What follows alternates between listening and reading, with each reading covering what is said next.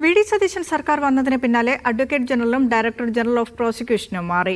ഹൈക്കോടതിയിലെ സീനിയർ അഭിഭാഷകൻ ജയ്ജു ബാബുവിനെ എ.ജിയായി നിയമിച്ചു. നിലവിലെ എ.ജി. ഗോപാലകൃഷ്ണക്കുറുപ്പിന്റെ രാജി സർക്കാർ സ്വീകരിച്ചു. ഡയറക്ടർ ജനറൽ ഓഫ് പ്രോസിക്യൂഷനായി ടി അസഫ് അലി നിയമിതനാകും.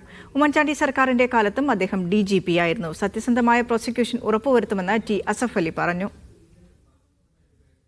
പാർട്ടി പ്രോസിക്യൂട്ടറോ അല്ലെങ്കിൽ ഗവൺമെന്റ് പ്രോസിക്യൂട്ടറോ അല്ല, പബ്ലിക് പ്രോസിക്യൂട്ടറാണ്.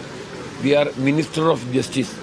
ഇപ്പോൾ കഴിഞ്ഞ 10 വർഷങ്ങളിലായി പ്രോസിക്യൂഷനിലും മറ്റുമുണ്ടായിരിക്കുന്ന പ്രവർത്തനങ്ങളെ പുനഃപരിശോധിക്കാനും അതിൽ വലിയ വീഴ്ചകൾ സംഭവിച്ചിട്ടുണ്ടെങ്കിൽ തിരുത്താനും ഇരകൾക്ക് എല്ലാ അർത്ഥത്തിലും നീതിപൂർവമായ നീതി നിഷേധത്തിനെതിരെ സത്യസന്ധമായ പ്രോസിക്യൂഷൻ ഉറപ്പുവരുത്താൻ ബാധ്യസ്ഥമായ പ്രവർത്തനം ഇപ്പം തന്നെ ഇന്നത്തെ ഫസ്റ്റ് ക്യാബിനറ്റ് തീരുമാനിച്ചത് ആലപ്പുഴ സംഭവത്തിൽ ഒരു SIT ആണ്.